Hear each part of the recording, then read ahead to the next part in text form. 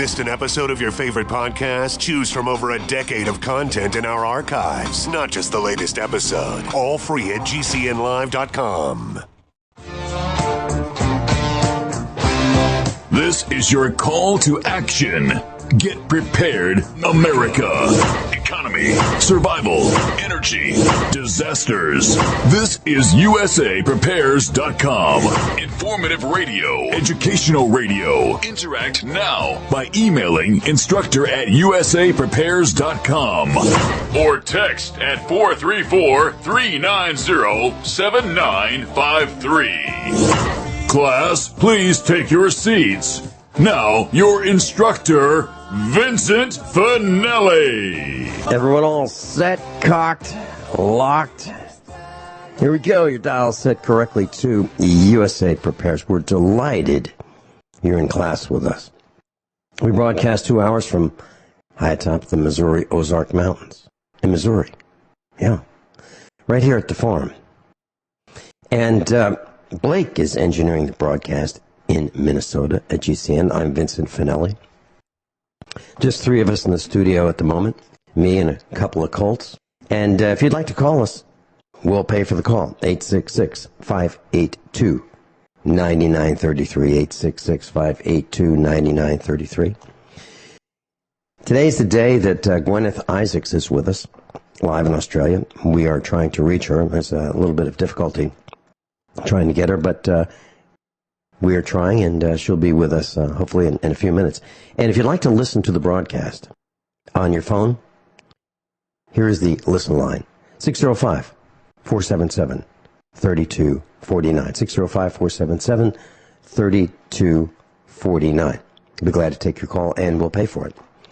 So I was thinking about the royal fleecing, and I'm speaking specifically of Meghan and Harry's wedding. So I went to a website, and I converted British pound sterling to U.S. dollars, and a British pound equals $1.33. Okay. Then I went to a website, bridebook.co.uk, and it's a wedding kind of a site, and you can find out how much weddings cost. Well, the numbers are absolutely staggering. How much did this royal fleecing cost? All right.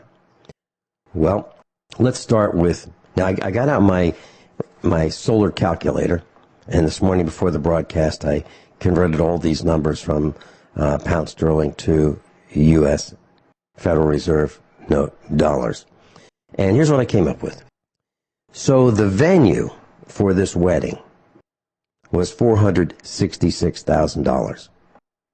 The venue. Catering, $380,000. Now, of course, you have to have drinks. And let's see. So, well, let's start with the catering. $380,000 for catering. Now, that's, reception for family and close friends and, that kind of thing. And so, $380,000. Now, you have to have drinks.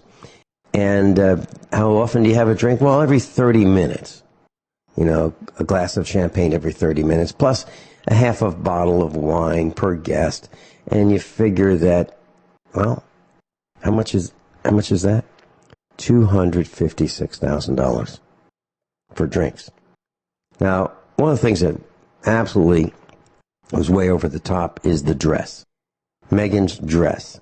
$399,000. $399,000. What would you do with $399,000? I mean, if you weren't buying a dress, what would you do with that? Maybe buy a house or two? Maybe buy a farm? Maybe buy a farm and a couple of tractors and some implements? Heck, in Missouri, my neck of the woods, you can buy 80 acres of wooded land, like on the same road I'm on, for about $130,000, $135,000 for 80 acres. You might want to get 3 of them instead of that wedding dress, right? Okay, so how much is a wedding dress for the average wedding in the United States? I looked that up. About $1,100. $1,100. Meghan's was $399,000. Wow. Okay, so we're talking about the royal fleecing, right? How much is a U.S. wedding? Well, the average cost, I saw some different numbers, but typically the average cost is around $26,000, which in itself is crazy to me. I wouldn't do it. I mean, if our daughter decides that she finds Mr. Correct for her and wants to tie the knot and says, hey, Dad, guess what? You know, we're going to get married and you get to pay for it. You and Mom. I'd say, tell you what. We're going to have to talk about this. Because if you want to do something dumb, like squander $26,000, I think you're on your own. And so most weddings in the United States are not $26,000. That's the average. The majority of them are less than $10,000. That sounds more like it, but that still sounds like a lot of money to me for an afternoon, right? Blowing that on an afternoon. Well, the royal fleecing, if you add it up, came up to $43 million. $43 million. That's 4,300 times what most people spend on a wedding in the United States. So, the dress, $399,000. I mean, you've got to have flowers, right? So how much would you want to spend on flowers for a wedding? $143,000 is what they spent. Of course, you have to have a photographer. Pictures, $23,000. Okay, if the cake wasn't over the top, I mean, if the dress wasn't over the top, the cake is $67,000. How about the invitations? You know, the stationery. So 4,000 invitations. 4,000. That seems like a lot of invitations, right? 4,000. $67,000 for invitation. That includes postage. Music, $399,000. Elton John was invited, and what does he get per song? No, I don't think he was included in this $399,000 music fee. But what would Elton John get to sing a song at a private event? $106,000. Not for the week, not for the month, not for the year, but for one song. I am out of touch. I mean, if these are realistic numbers, I'm out of touch. They had 20 silver-plated trumpets. Now, these are not all silver. These aren't sterling silver. These are just silver-plated trumpets. 20 of them. $120,000. $120,000 for 20 trumpets. Kind of sounds like Congress is buying this stuff, right? Then for decorations, to make everything look festive, $173,000. Wedding rings. Now, this is one item that is approaching a realistic number. I mean, it's still way, way, way, way, way over the top. $8,000 for wedding rings. I went to a wedding recently, and the bridesmaids were all dressed, alike. Same fabric, same style, same dresses, gowns. And, well, here's the number for the royal fleecing. $7,000. Now, if our daughter said, hey, Dad, listen, it's only going to be $7,000 for the bridesmaids' outfits, I'd say, you're talking to the wrong guy. $7,000. Yeah, $7,000. Hey, Guineith, welcome. Hello, how are you? Hey, I'm so glad you're here. You know something? We actually now have 240-volt electricity at our place. I'll bet you are excited. I'm really happy. We've been offline with our electricity for 6 weeks. That means no internet. And to give people some idea of how this whole royal wedding, how quickly it has progressed. The first I knew about the royal wedding was a couple of weeks ago when I went into town to get some groceries and saw it all over the media. And I thought it might be like 2 or 3 months down the track, maybe 4 months down the track, given the average length of an engagement. But to find out that it was happening like in a couple of weekends' time or this weekend or whenever it was, my jaw was left hanging on the floor. You see, the media tends to distort our perception of time. When we when we went offline from the internet, I mean, I'm a daily internet user. I watch a lot of YouTube videos.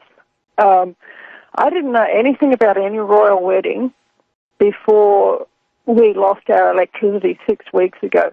They were only engaged for 6 weeks publicly. Did you?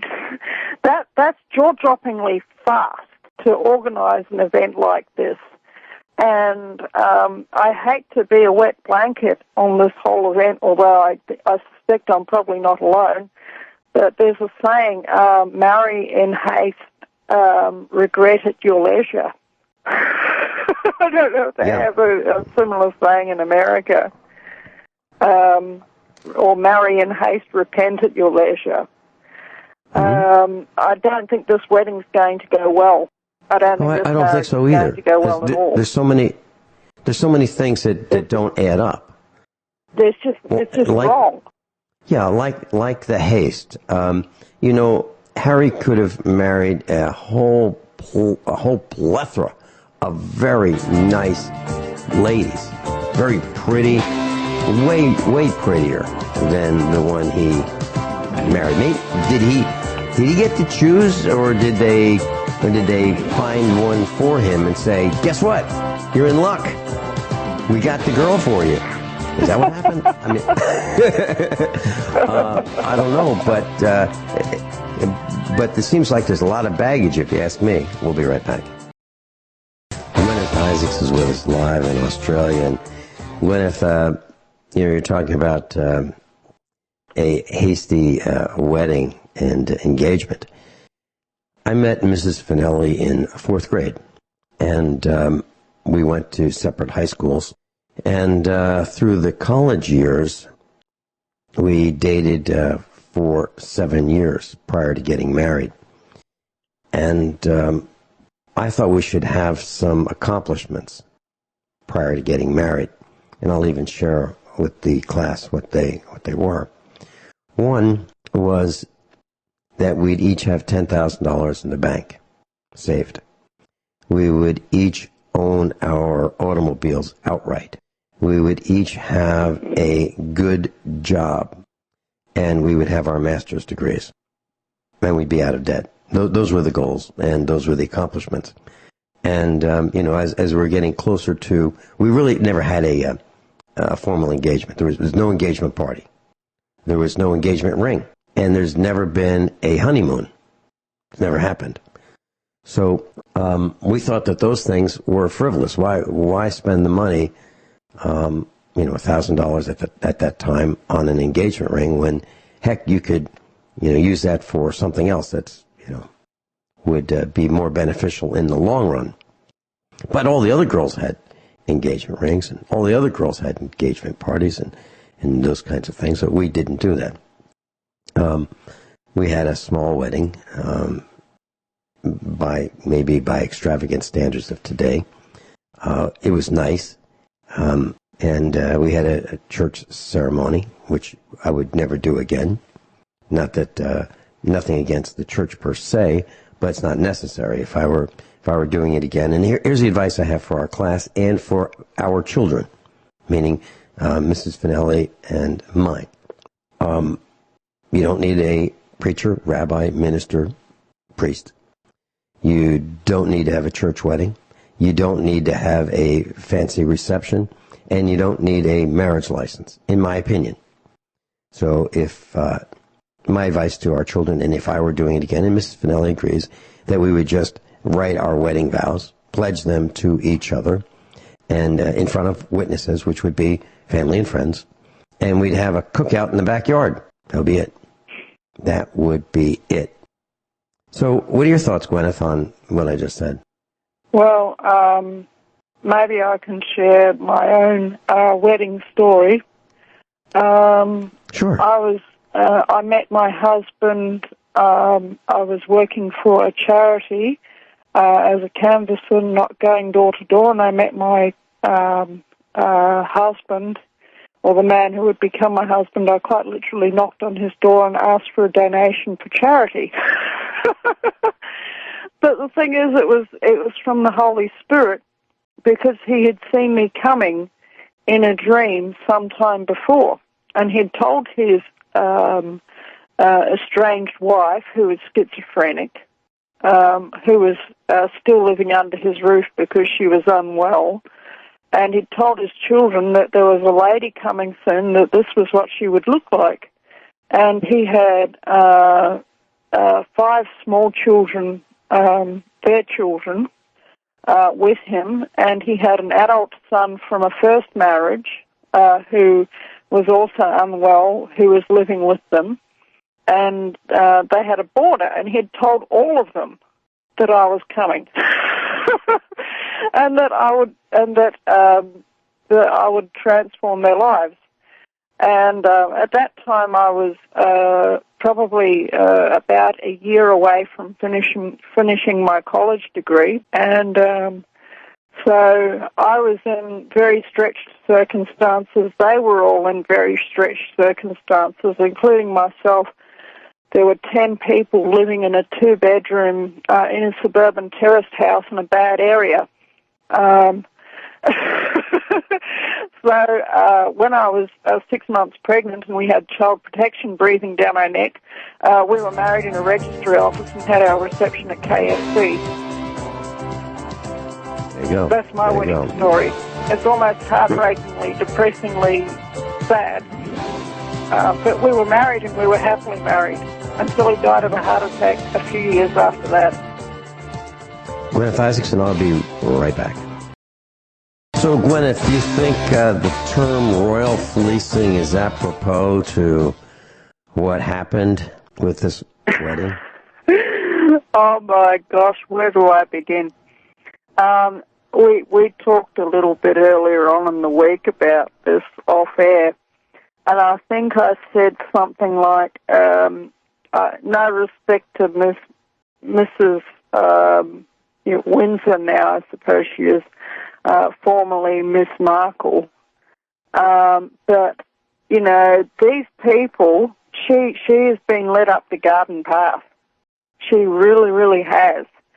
And I was thinking about it after we got off the phone. I said, actually, I feel kind of sorry for the poor girl. Every time the royal family begins to get into trouble, they think of who they can marry off to have a royal wedding to be a distraction so that the public will all stand around and clap so that they won't feel bad, so that people won't feel bad about them anymore. And I've seen this happen 2 or 3 or 4 times all through my life. I've been watching this, and it's sort of like it's regular as clockwork. Every time somebody begins to have some sort of problems with the royal family, they think who they can marry off now. And, I believe that Kate and William, I believe that probably is true love. But there's a big-time personality clash between Kate and Camilla, that is for sure, because Princess Diana's assessment of Camilla was right on the money. Princess Diana called her a Rottweiler. And I've got an opinion about Rottweilers. Rottweilers are a very nice dog as long as they're your Rottweiler.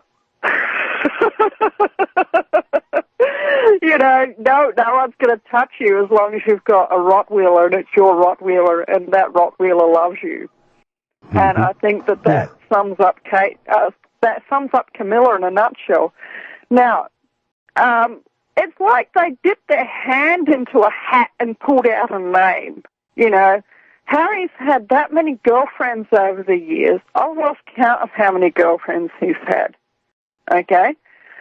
And it's almost like that somebody senior in the royal family said, listen, Harry, you've got to marry somebody. You better find somebody to marry. Quick, smart, we need a wedding here.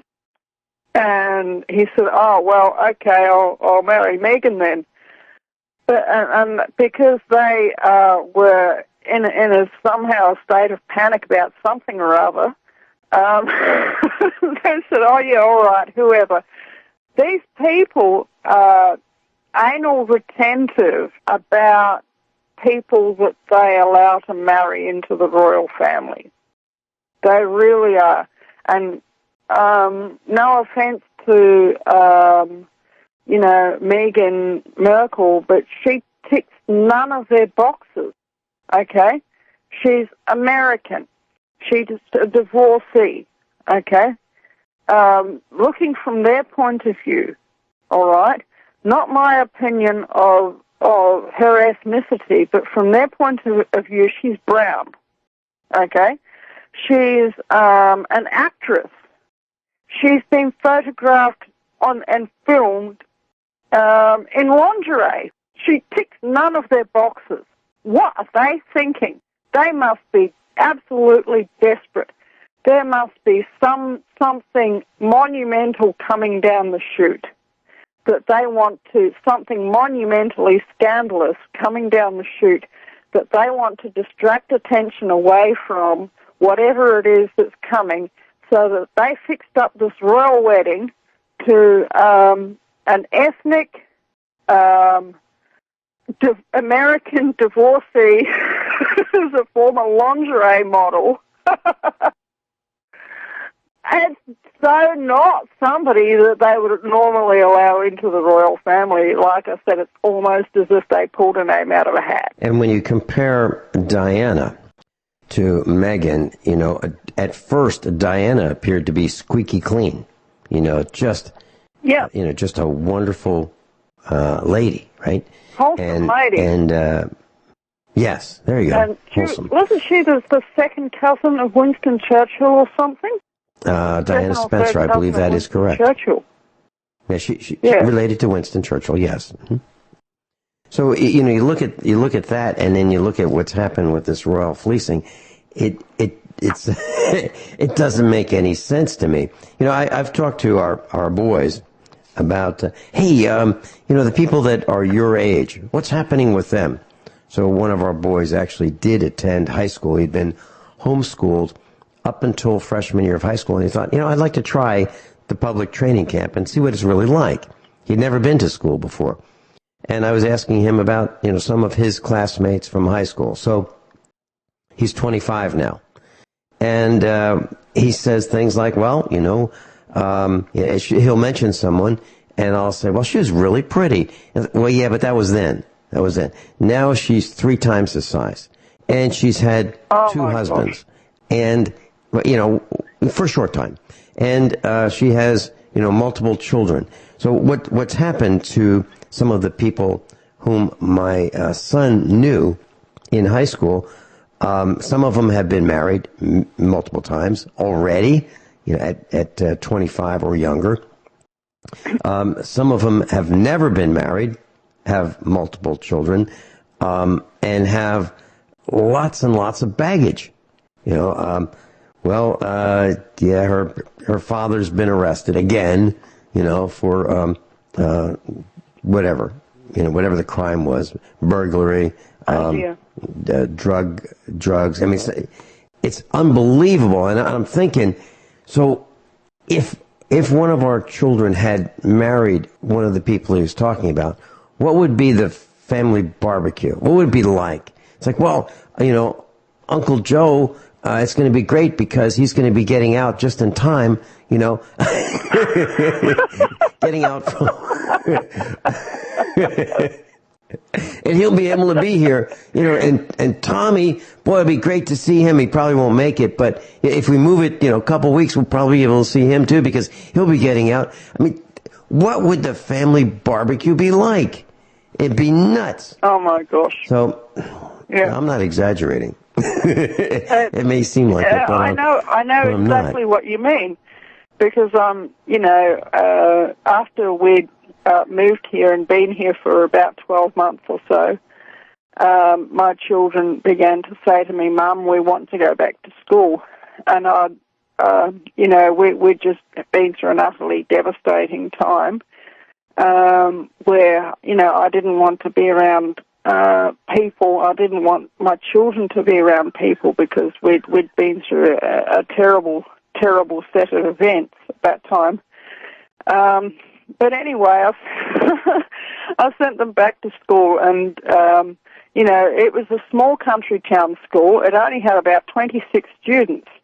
Okay, some of the students ended up being jolly fine people, and some of the students ended up being the weirdest people you would ever want to meet on the face of God's earth. Really, that is the truth.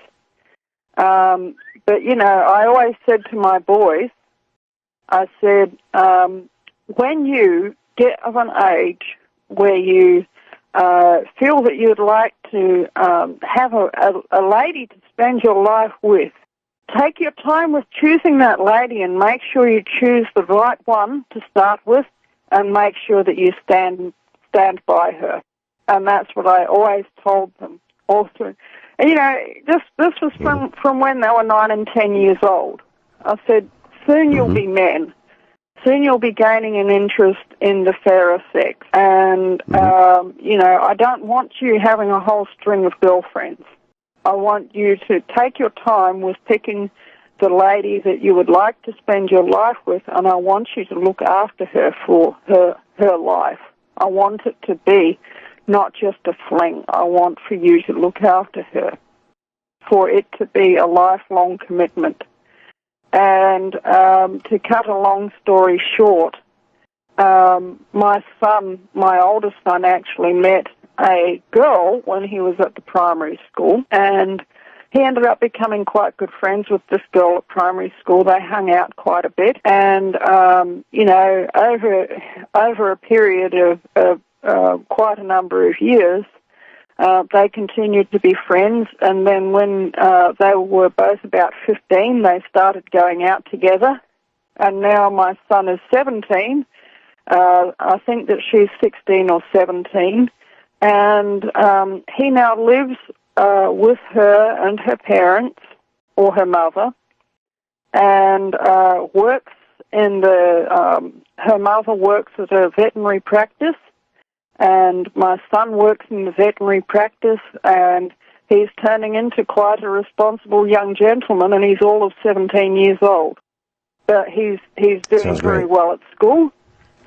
And he's left. He's de facto with this young lady, which in Australia it's permitted as long as they're both over the age of 16. It's permitted for them to be de facto.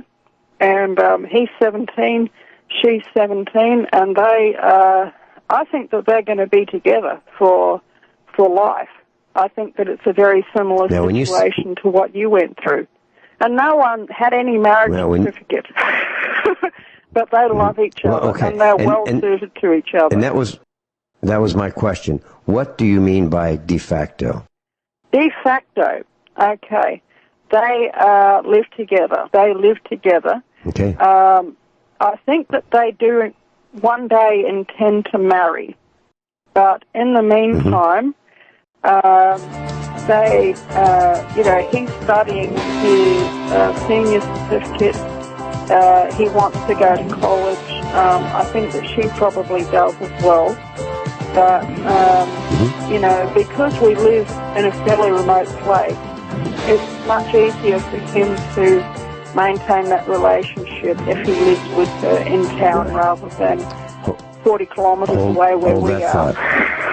Hold that thought. We're going into Guineith Isaacs is with us. And Guineith, I've talked to our boys about this, and I've said, if you're really serious and you think you found the right one, why don't you guys move in here at the farmhouse? We can, literally, we'll apportion the house, if you will. We'll have a common kitchen. If you guys want to cook separately, fine. If you want to have family meals, fine. You can live separately together in the house with the rest of us. And here's what happens.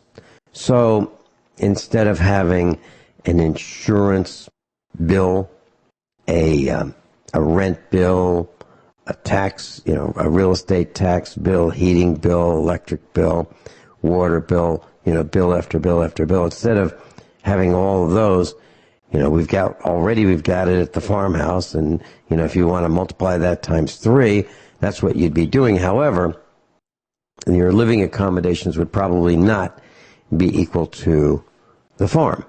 So anything that you would be doing would probably be a step down because it's all here. Everything is already here. And so I've invited them to do that, and maybe they'll take me up on it. Of course, I've discussed it with Mrs. Finelli, and we're all in agreement that, no marriage license permit is necessary. That's right. And you can live in sin, as it used to be called. However, I think cohabitation what matters is the degree of commitment that you have to each other in each other's heart. Right. And I'll always emphasize that with my boys.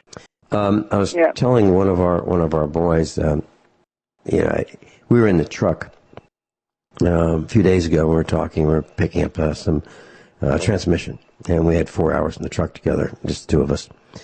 And I asked him about his lady friend of 4 years, and I really like her, and she likes us, and everybody's, we all get along, and she's a farm girl, and the socioeconomic factors are similar, the likes are similar, the dislikes are similar, the values are similar. So there's a lot going for it, and she doesn't have any baggage. She doesn't have 2 or 3 families already that by in your 20s. So a lot of things are positive about all this. And our son was telling me that he had heard from her friends that there's some pressure to get engaged, or pressure to get married, or pressure to have a family, and my son does not take direction very well. And so I said, well, okay, so if you guys want to commit, well, it's really easy. Just draw up a commitment on a piece of paper, what you'd like to have accomplished, what you'd like to commit to each other, and it can be like a contract. However, we won't call it a contract. We'll just call it a pledge, and you can do that. And none of your friends will have done that because they won't have thought of that. But you can just draw up a pledge that you plan to be together for life, life partners, and this is a boy and a girl. So, and that you want to cohabitate, and you want to build a life together, and cherish and support, and all the things that people say when they get married. And I said, and just because the state is not involved does not mean that it's not bona fide. Just because the state is not involved, I said it this way: when the state is involved, like 7 out of 10 marriages don't work; they fall apart. So what good is having a state-sanctioned marriage when they don't work anyway? People pledge and they violate their pledges. So how important is that? So how about you do your own? What you want to do. He thought that was kind of interesting. And he may even do it. That's absolutely true. And so I said to him, all right, so $10,000 for the, a wedding. Do you have a better use for $10,000? And he said, yeah. I'd like to get a couple sheep, some cattle panels for $16 a piece, get 4 of them, and some tarps, make some sheep hutches, house the sheep, and raise sheep, for $500. So he's not thinking $10,000, and his lady friend of 4 years is thinking the same way. That engagement ring, it's just for other people. It's not for you, right? All right, we'll be right back. Everyone all set, cocked, locked. Hour number 2 of USA Prepares. Guineith Isaacs is with us live in Australia. If you'd like to learn more about her, there's a tab called Instructors on the website, USAPREPARES.com, USAPrepares.com. And you'll find Guineith there. Click on that, and it'll take you right to links that will show you her internet presence. So, Guineith, we've been talking about the $43 million royal fleecing, 4,300 times what a typical $10,000 U.S. wedding would cost, which is still way too much in my book. And, the flower girls and the page boy outfits, $2,000. The church fees. Now, the church fees were the most reasonable part of the whole thing. St. George's Chapel at $233. Just $233. The groom's wear, $11,000. Hair and makeup for the bridal party, $13,000 for hair and makeup. Crikey. Entertainment, 70. What was that? I guess they had a lot of work to do for $13,000. That's amazing. Oh, jeez. And I don't know if this is true, but what I heard on the internet was that, Meghan Markle had requested California barbecue style. She was asking people if they could please bring a plate. Now, I don't know if that's true or not. I saw that on the internet regarding the wedding reception, and so I would be extremely surprised if that were actually true. Well, because the royal family is known for their catering. Okay, here's something that I believe is true. I was gobsmacked if that was true. So here's something I believe is true. She was discussing how this is a different kind of a wedding reception. So instead of having a sit-down meal of, gourmet food, filet mignon, or something, they stand around eating canapes all afternoon. Yeah, little morsels. Little morsels canapes that would be. That's it. And one or two bites. That would be provided, that and the cake. Mm-hmm. And that this was a different kind of a wedding. This was a networking opportunity. Now, by saying that changes the. It seems like it's. Well, isn't that nice? Isn't that nice that it's. She's saying that this wedding is an opportunity to meet people that you might not ordinarily meet, and you can take advantage of it. But by saying that, it is now a business expense. It's a business expense. Just like when I would say to our class, hey, I'm going to be at the, XYZ event. I'm going to be talking about starting your own business and take the same tax deductions that the wealthy take. And if you decide you're in business right now, and how do you do that? You say, I'm in business. Then the entire extravaganza becomes a business deduction. Okay? The entire event, getting in your car, 53 cents per mile to get to come see me, the new outfit that you want to buy to, look good when you're at this event, and your food and your lodging and all the expenses related to this educational event are deductible. And I have a feeling that's why they said that.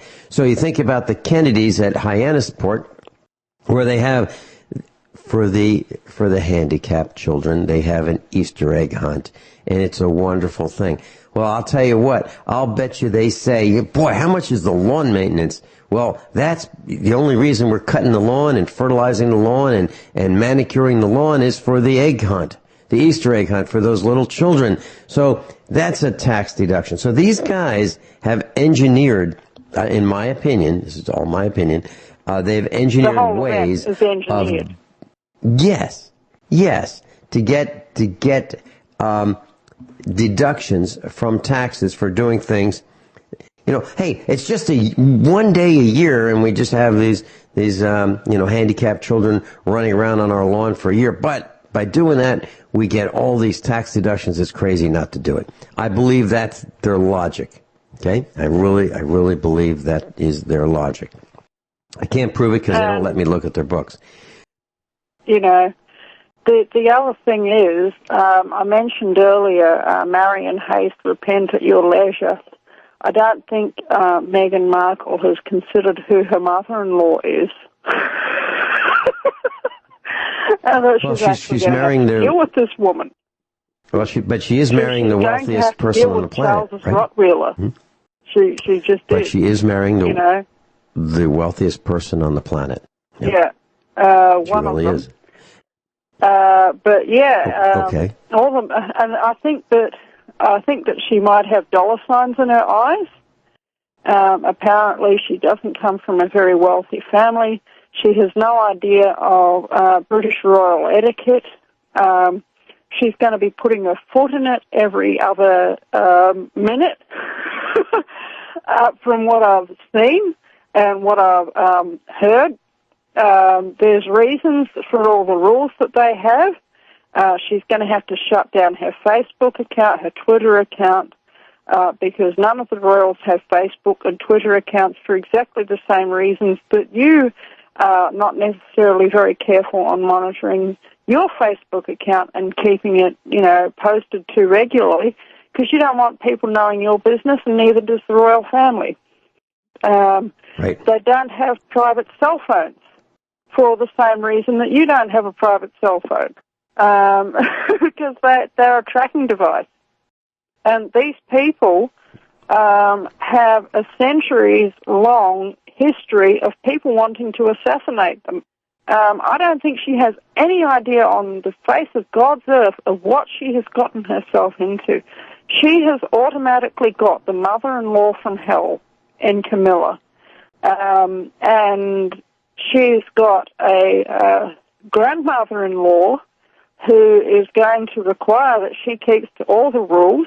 She's old, she's ill, and, oh my gosh, don't even get me started on Prince Philip. He's, anybody who's listened to me for any length of time knows my opinion of Prince Philip. He's not somebody who would hire for a babysitter, that's for sure. Let me just put it that way. She has no idea. She has just seen the Princess Sparkles. She's seen, I think she's got a very Barbie idea of what is involved in being a princess, and she hasn't considered really what is involved here. And I think, Sarah Ferguson, when she married, what was it? I think it was Prince Andrew. Sarah Ferguson married Prince Andrew. And, she was actually from a noble family. She didn't have any idea what she was getting into, and she was actually from the nobility. And Diana didn't have any idea what she was getting into, and she was from the nobility as well. These people live on a different planet. The royal family really, really do. And it's like, like I say, I think that her motivations in accepting Harry's proposal of marriage has been a combination of Princess Sparkles and gold digging. And maybe that sounds harsh, but I think that I've hit the nail on the head there. What would your opinion be, Vincent? Well, I have to agree with you. And here's just a very simple thing that maybe she hasn't figured out. That when you live in one of these old castles of centuries old, the heating systems are inadequate. They cannot be heated. So if she's used to a thermostat that you just walk over to and you click it for air conditioning and you bring it to 70 degrees, or in the winter if you'd like it 70 or 72 degrees, for heat, she's looking at 60 degrees in the wintertime.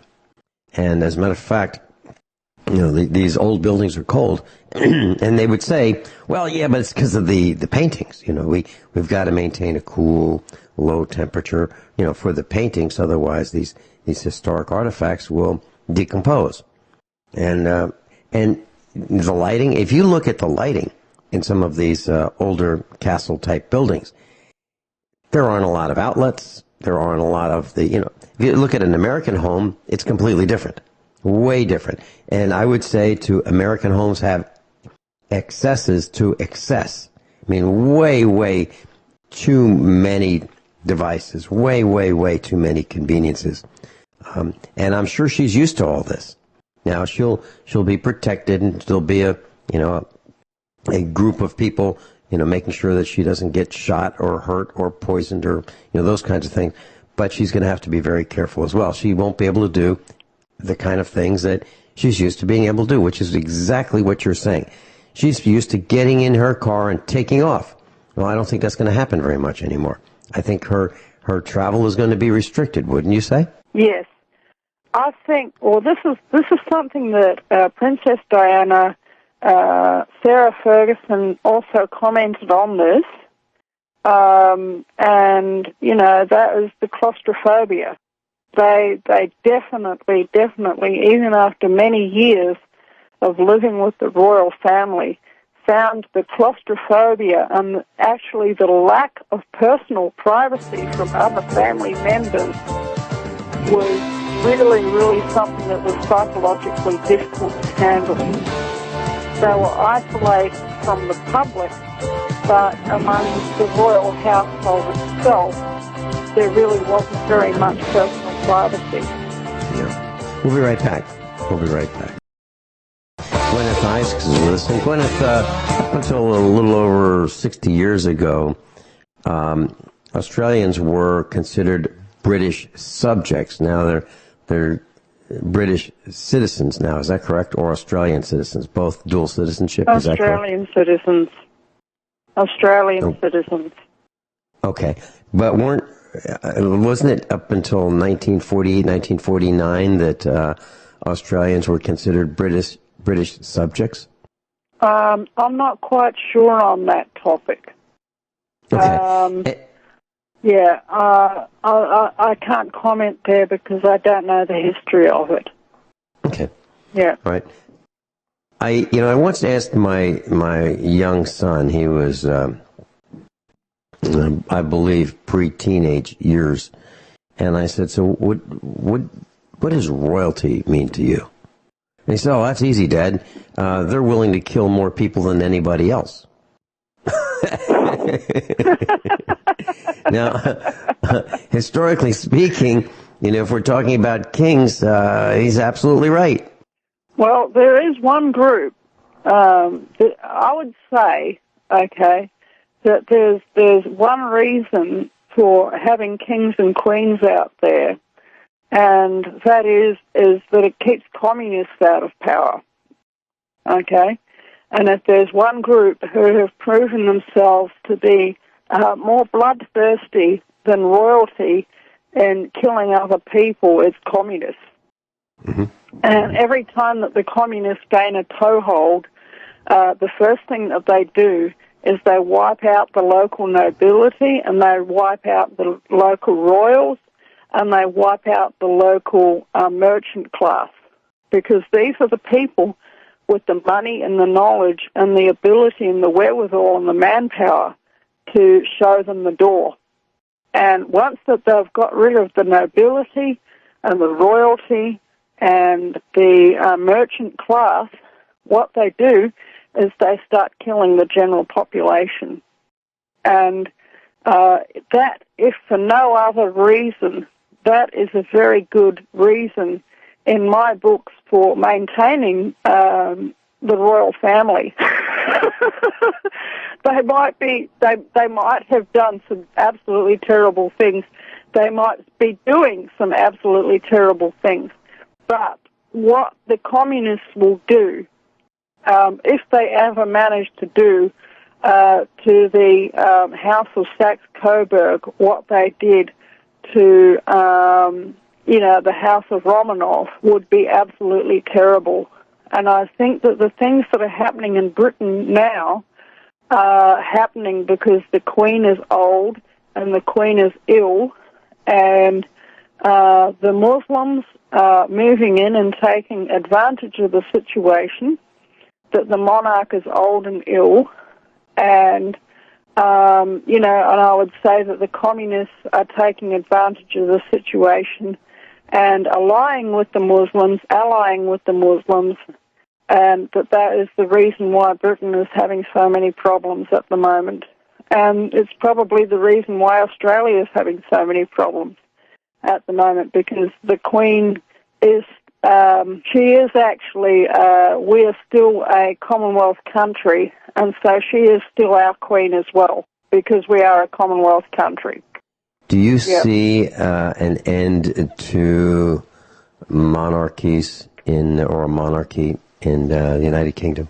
Oh, gee, that's a really tricky one. I think that it's going to continue on into the future. I actually had a dream a while ago at night when I was asleep, and Princess Diana came to me in my dream, and basically I would, I would not be surprised if Prince William ended up becoming the king instead of Prince Charles, based on what I saw in my dream.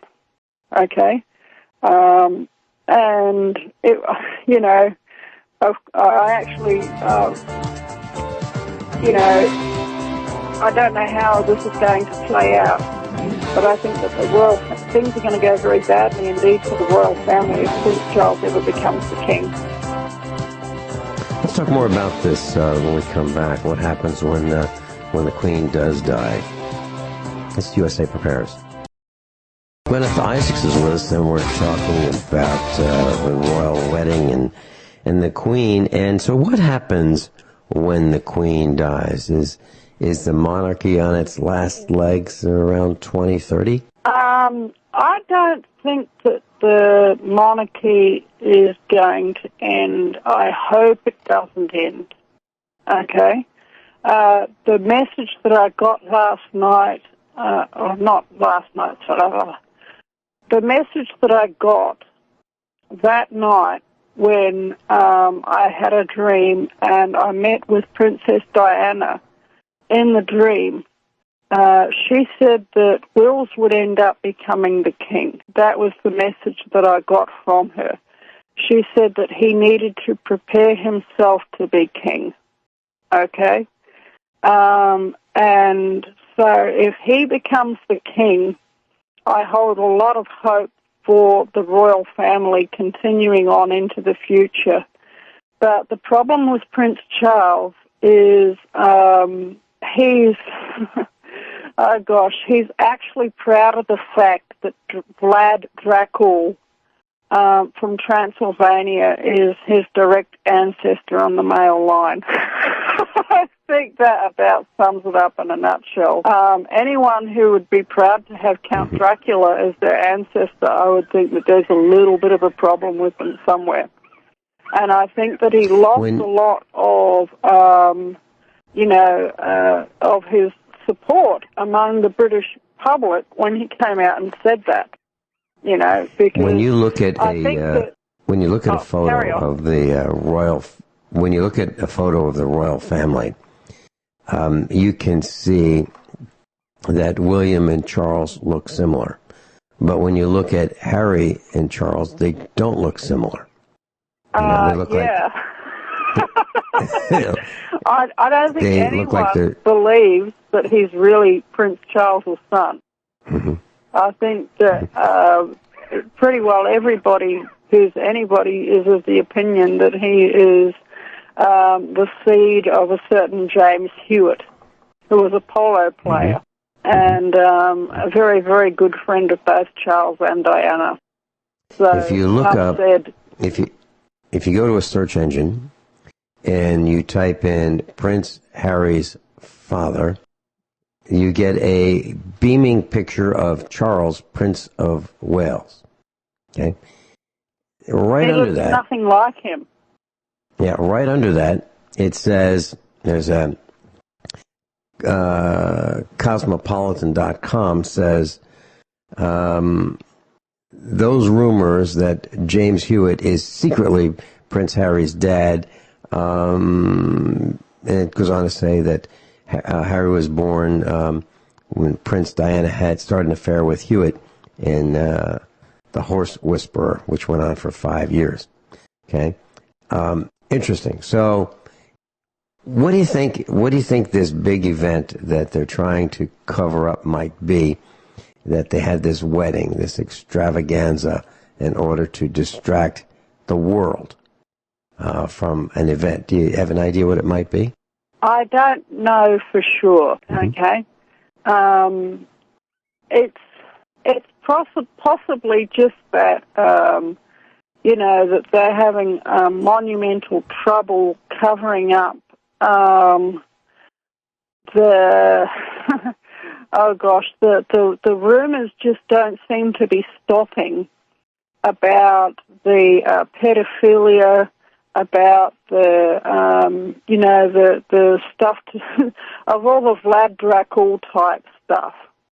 That his is rumoured to be going on, the stories just keep coming forward about it. Okay, and it's sort of like it's a situation.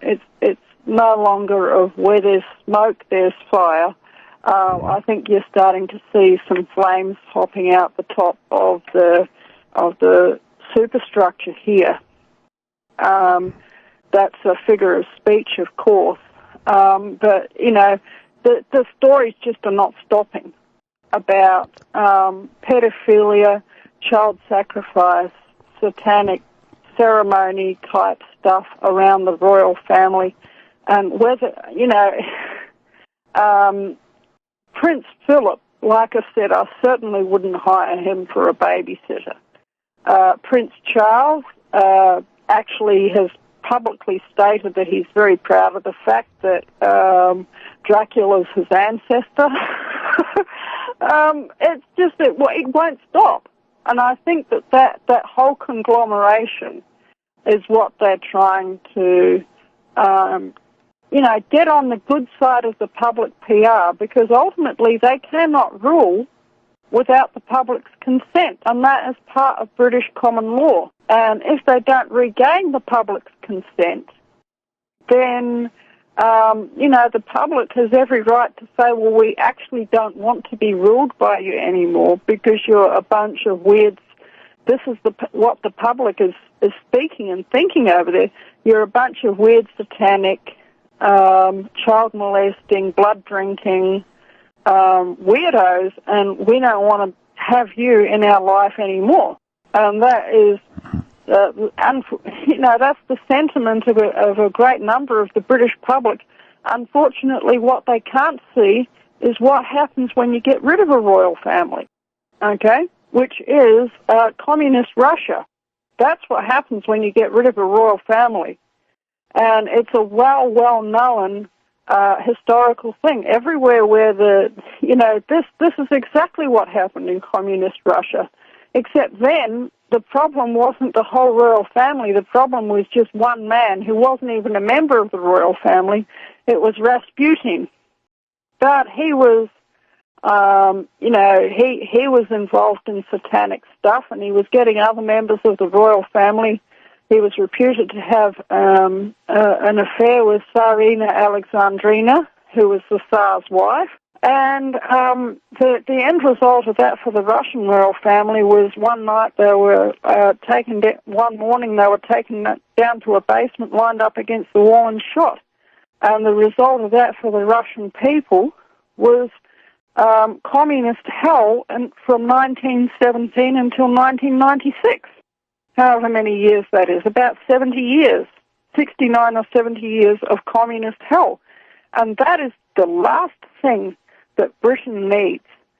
And if there's any reason to keep the king, if there's any reason to keep the Queen on the throne, that would have to be it. No matter how bad they are, no matter what they've done, what the communists are going to do, if they get the chance to, is infinitely 10,000 times worse. I was looking at some images of, the Duke of Edinburgh. He has 17 medals on his chest. He's got braid, he's got a sash, he's got so much gold bullion.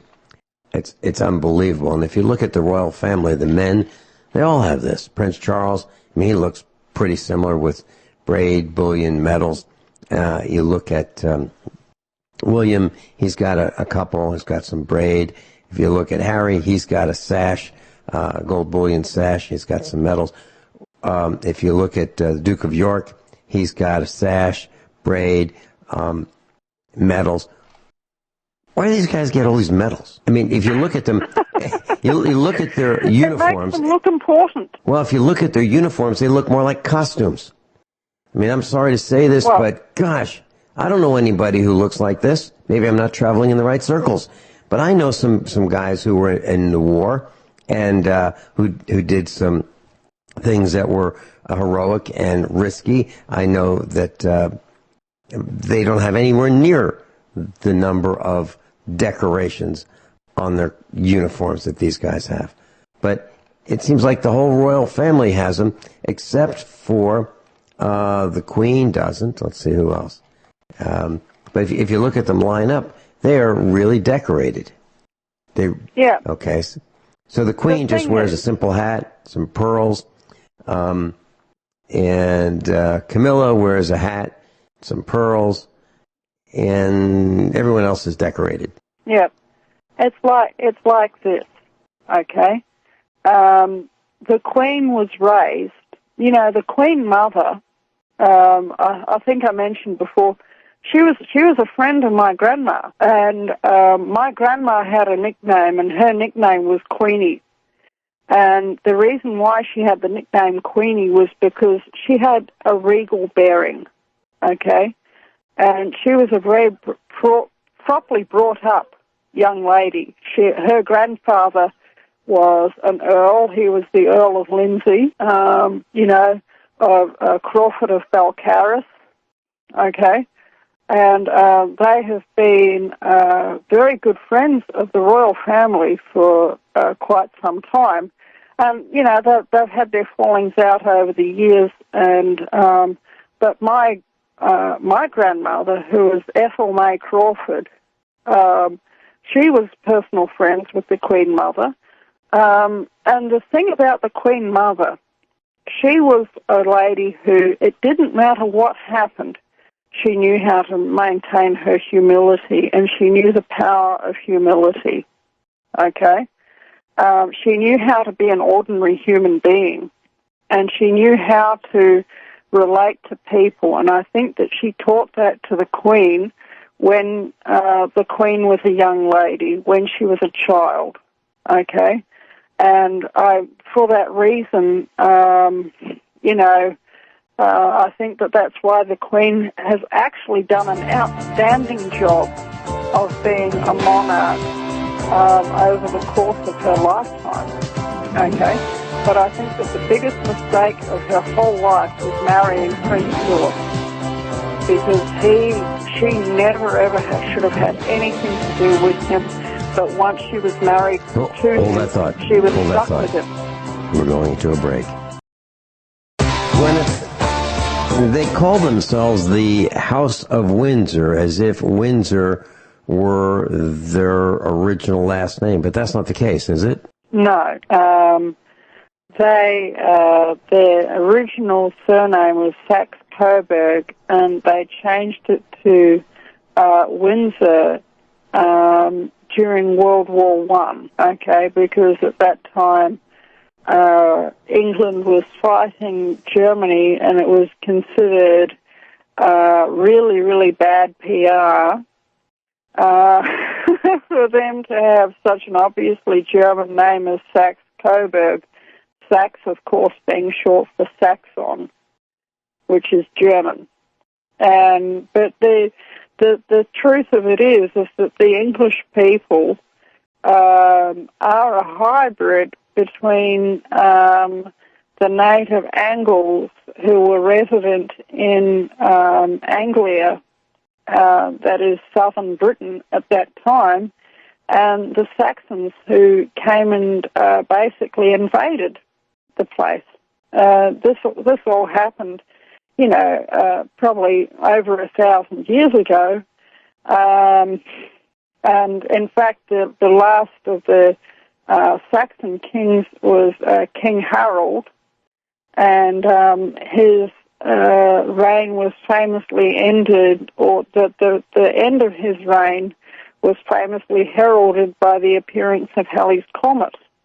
And he was sure when he saw the comet that his reign was going to be over soon, and within a very short period of time he died in battle. And the Normans took over.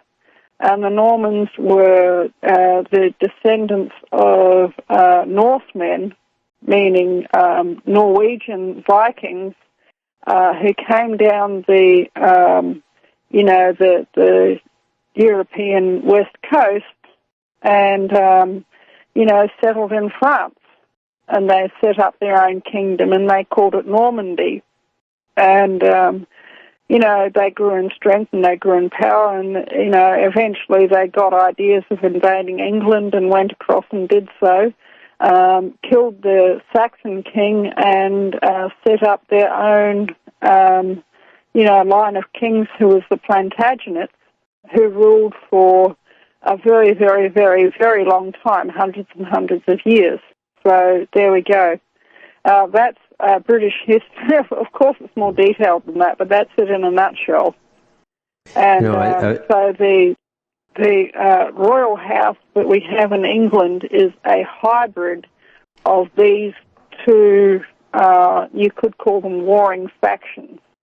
The Saxon, actually there's three factions because there's the Scottish faction as well.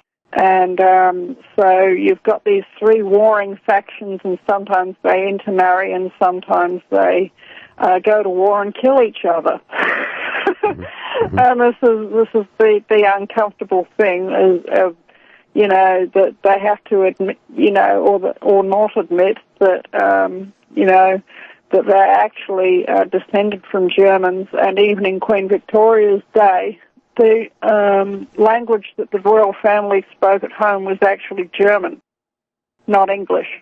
Mm-hmm. Mm-hmm. Yep. And how many people knew that before they just heard it just now? I don't know. I understand that when the Queen signs official documents, she signs them with the letter W. And I assume that stands for Windsor. Is that right? I assume so. Yeah. And, I looked up one of the items about the wedding, the royal fleecing, in my terms, was the toilets. And they had to provide toilets for, the guests. So there were 800 guests, and they got royal toilets that cost $47,000. So if you divide that out, that's $59 a piece. So $59 for the toilets for the 800 guests. But they had more guests than that, other guests, the 2,640 of them at $27,000. So you have the royal flush, which comes out to $59 each person, and you have the common flush, which would be $10 a person, according to my calculations. So there are two classes already, even in the toilets. This sounds like the end of the broadcast. It is. Guineith, thanks so much for being with us.